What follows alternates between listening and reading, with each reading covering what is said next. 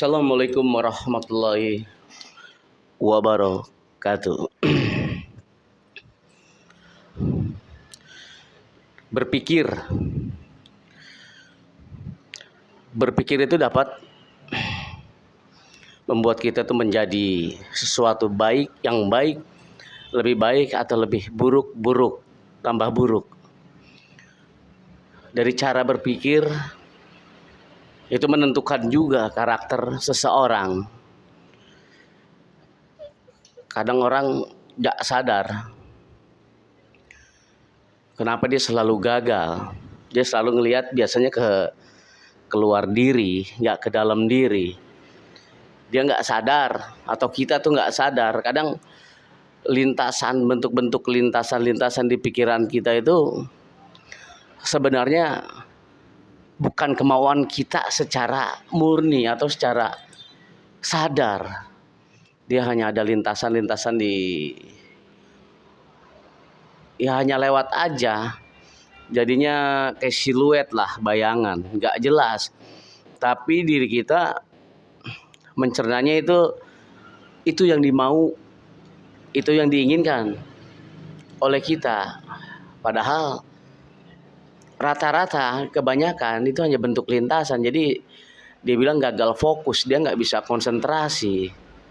Nah, cara-cara berpikir gimana kira-kira berpikir itu bisa jadi selaras jiwa dengan tubuh, pikiran, jiwa dengan tubuh, ditambah lagi doa.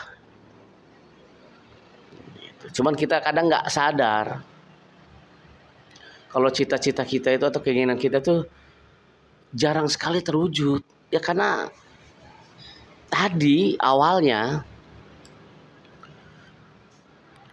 segala sesuatu itu nggak bisa diproses menjadi keinginan kita tuh dalam bentuk pikiran atau lintasan, lewat-lewat aja tuh. Nggak bisa diproses menjadi bentuk nyata. Apakah itu berupa gagasan, berupa ide, sulit mewujudkannya ya karena itu nggak bisa membedakan antara keinginan pribadi, kemauan yang benar gitu. Maksudnya yang benar tuh bukan artian salah, kemauan yang sifatnya benar-benar itu kemauan kita gitu loh. Karena tanpa sadar kan udah dipengaruhi faktornya. Apa sih yang mempengaruhi? Ya hampir rata-rata lah kita tuh dipengaruhi apa-apa kebiasaan kita tuh sehari-hari. Itu biasanya kebiasaan masuk ke pikiran, tersimpan rapi ke alam bawah sadar. Bisa jadi dia menumpuk, berontak, keluarlah tuh di pikiran tuh pikiran-pikiran nggak jelas sebenarnya kalau jernih kita menilainya. Tapi kadang-kadang itu mau kita, makanya kadang kita kebiasaan kita kalau zaman dulu kan kita bisa lihat, bukannya bisa lihat dalam artian kita bisa tebak lah gitu loh, bukan asal. Artian tebaknya itu siapa temannya dia itu ya udah karakter dia. Kalau sekarang kan apa kebiasaan dia. Contohnya misalnya yang dalam genggaman itu apa, HP, jelajahnya, kebiasaan dia itu kan tanpa sadar dia bisa masuk ke pikiran, tanpa sadar lagi masuk lagi ke dalam alam bawah pikir dia, alam sadar dia kan. Nah menumpuk, timbullah imajinasi liar. Padahal kelas saya, kelas kita itu cuma nasi kuning aja udah cukup gitu kan. Tapi karena yang dilihat itu keseringan itu makanan-makanan luar, ya kita ikut-ikutan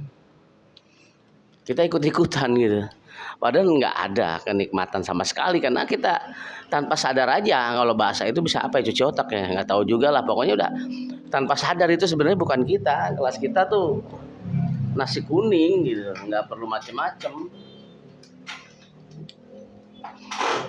Nasi kuning kita. Ya lepas nih. Ya maksudnya kelas kita tuh hanya nasi kuning aja sebenarnya aslinya ya. Kesukaan kita tuh itu ya karena dipengaruhi dengan kebiasaan kita lihat makanan-makanan luar. Itu mempengaruhi tanpa sadar loh. Jadi kenali diri itu bukannya keluar ke dalam. Jadi kadang-kadang kita sesuatu yang kita inginkan tuh gagal terus. Karena jangan-jangan itu bukan bukan tujuan kita, bukan keinginan kita gitu. Jadi semua bentuk perpindahan atau apa yang kita lihat, gambaran mungkin, suara, rasa, itu kan masuk ke pikiran tanpa sadar, tersimpan rapi. Tersimpan rapi di alam bawah sadar. Perlunya kita menciptakan momen atau momen kita sendirilah untuk rileks, lah, untuk nyantai. Dalam artian bukan nyantai yang nggak gimana, ya nyantai kita tuh cobalah analisa atau kita lihat-lihat belakangan ini kita ngapain aja gitu. Karena kebiasaan kita itu mempengaruhi banget, persepsi juga mempengaruhi juga keyakinan gitu loh.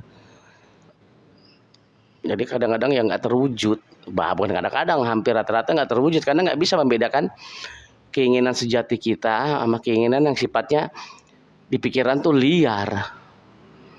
Kalau pikiran, jiwa, tubuhnya sinkron, selaras, artinya dalam kesadaran ya, segala sesuatu dalam bentuk kesadaran itu bisa diproses.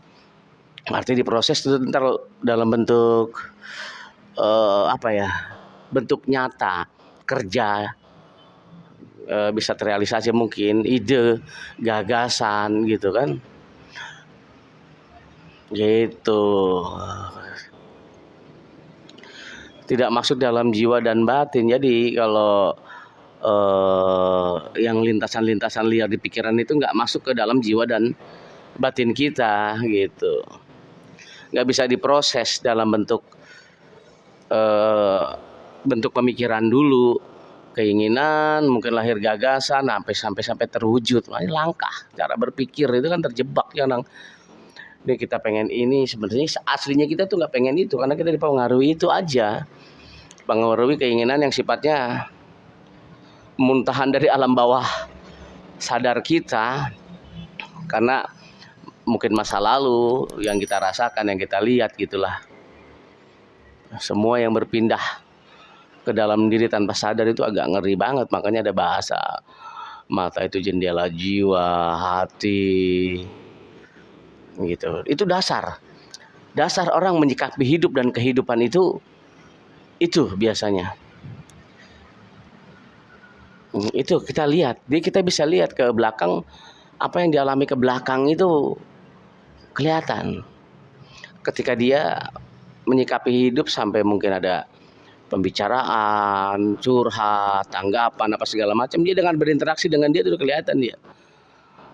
Kita bisa bedakan dia hidup tuh disetir, dikendalikan dengan bukan dia sendiri, keinginan dia sendiri, bukan kesadaran dia, karena dipengaruhi faktor-faktor ya lingkungan atau segala macam tanpa dia sadar gitu. Kita bisa ngelihat orang-orang yang saat ini kita penuh dengan kegelisahan. Biasanya kita hidup dengan bayang-bayang masa lalu, karena emang masa lalu kan bikin kegelisahan. Hari ini kegelisahan, nanti petik hasilnya ke depan. Ya ke depan itu dalam artian ya ada jeda waktu lah, nggak sekarang, bisa waktu dekat, menengah dan panjang. Kegelisahan dulu yang dirasakan apa? Yang dirasakan dia bisa lihat dari kebiasaan kan, tontonan, ya apalagi memainkan emosi gitu. Kalau kita lihat orang, kalau kita baca aja bacaan atau bukan informasi kriminal yang kita dapat, banyaknya begal, ya mungkin kenakalan remaja atau segala macam. Kalau itu terus konsumsi kita, cara berpikir kita tuh nggak jauh-jauh dari itu. Ya nggak semua, emang nggak mutlak ya. Ini bisa jadi dia ngelihat segala sesuatunya sempit sudut pandangnya. Kalau zaman dulu ya adalah tuh banyak lah kalau informasi begitu tuh kalau zaman dulu tuh. Jadi ketika ngelihat orang malam, apalagi perempuan, persepsinya udah negatif aja. Kalau nggak negatif ya bisa jadi korban begal atau perempuan nggak bener. Padahal kan bisa aja dia sip 3 kerja. Ya karena apa? Mungkin saya bilang mungkin pendapat dia itu dipengaruhi sama ya informasi yang dominan tuh nggak penuh warna ya, hanya satu aja yang dominan, ya warna itu aja, tentang kriminal. Jadinya perlunya kita menyaring segala bentuk. Kalau sekarang apa ya, informasi lah, informasi yang dilihat, yang didengar. Kadang kalau kita sudah ngukur kemampuan kita, udah nggak mau tahu lah, bahaya ini kalau kita dengar gitu kan, bisa mempengaruhi, artinya mempengaruhi kita lah. Gitu ya, kita sadar diri lah, tahu diri. Kadang kalau udah lupa diri ya selesai, runyam udah. Ngobrol sama dia juga nggak enak, udah awalnya nggak enak gitu. Kadang dia belum ngomong aja nggak enak gitu. Apa sih kalau bahasa sekarang, kagak srek, kagak resep kalau kata orang, apa ya, orang mana, Bekasi kali ya, gitu. Apalagi makanya kan bahasa sekarang tuh kalau, ya pokoknya gitulah, agama kan mengajarkan berpikir baik, berprasangka baik, berbuat baik, berbicara baik, segala sesuatunya harus penuh kebaikan. Berarti ini bahasa ini udah dari zaman kapan tahu, ketika kita dikenalkan dengan agama. Sekarang aja timbul seolah-olah tuh ilmu, apa ya, ilmu hasil dari ini, padahal semua dasarnya udah dari, ya, agama itu ya mencakup semuanya, tergantung orang gitu penjabarannya. Hampir rata-rata semua itu, bukan hampir rata-rata, mutlak semua ilmu apapun adanya di agama. Pecahannya orang yang mengembangkannya tanpa batas baru sekarang ya, dasarnya sampai apa, penemuannya sampai sekarang gitu. Karena dalam kitab suci agama Islam sudah nggak ada satu orang pun yang bisa mengetahuinya mutlak ya, paling apa sih, tafsir. Dan tafsir itu kan sudah yang terjadi dan belum, karena kan sampai akhir nanti gitu, mungkin berkembang gitu. Yang kita ketahui sekarang ya keterbatasan. Jadi berpikir baik sudah diajarkan, berprasangka baik gitu. Oh ternyata itu mempengaruhi dalam kehidupan sehari-hari. Kalau bahasa kerennya mungkin kalau para motivator, apa sih, vibrasi, getaran, apa. Dan ilmu agama sudah mencontohkan, gitu. Jadi bukan kehebatan manusia, kalau mau digali ada semua, gitu. Bukan kehebatan manusia. Jadi soal pikiran kita harus bedakan, bukan berusaha lah membedakan yang terbesit lintasan-lintasan, kadang berpikir liar.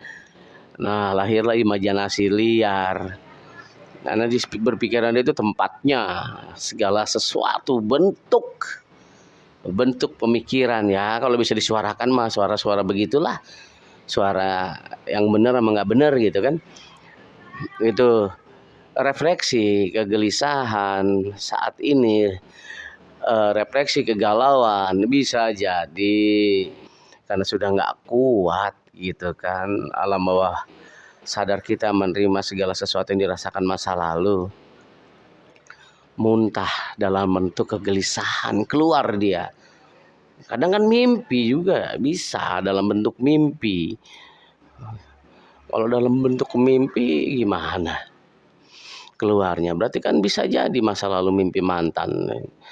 Ada sesuatu yang belum terselesaikan dengan baik atau belum bisa dilupakan kan gitu. Dan itu dia belum menerima.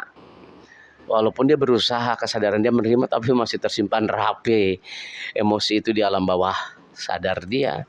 Tanpa sadar ya muntah, ada rasa gelisah, apa mungkin timbulnya gabut lah apa. Itu bahaya juga sebenarnya kalau dikaji lagi.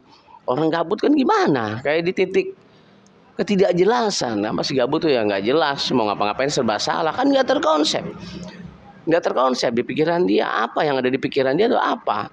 Menumpukkah, abstrakkah gitu kan, 2-3 warna kah, kan kadang nggak tahu. Jadi perlunya kita mengoptimalkan kesadaran diri kita, apa bahasanya ya, inilah software kita yang halus-halus di dalam tuh mengaruhi instrumen yang lain gitu kan. Sebelum lahir orang, bangunan tinggi, dia kan ada bermain ya, selain ilmu ya, bermain imajinasi gitu loh. Berpikir kreatif, imajinasi, dasarnya apa? Dia sebelum jadi bangunan gedung tinggi itu kan ada perancang gitu, ada rancang bangun. Gitu. Mungkin sebagian orang rancang bangun bentuknya kasar karena kalau ditarik mundur ilmunya, pengalaman itu maksudnya dia wawasan dia segala macamnya. Tapi kalau orang yang berpikirnya kreatif, bawah dalamnya tuh agak bisa dikendalikan, ke dalamnya dia berpikir kreatif. Dia mungkin rancang bangun itu yang ada di pikir dia, bayangan dia, imajinasi dia, hayalan dia itu sudah bentuk rangkaiannya 3 dimensi. Tapi kalau orang-orang yang nggak bisa mengendalikan diri sendiri, cuman 1 dimensi, mungkin gambar garis-garis aja. Oh, itu masih oke lah. Kalau nggak ada gambaran sama sekali, nah itu kosong tuh kertas, kosong tuh imajinasi. Jangankan berkreasi, cipta, ide atau gagasan, di situ aja dia nggak tahu mau ngapain. Jangan-jangan dia lupa siapa diri dia. Oke, gitu aja. Saya rasa cukup bahasan ringan dan santai. Barisan. Assalamualaikum warahmatullahi wabarakatuh.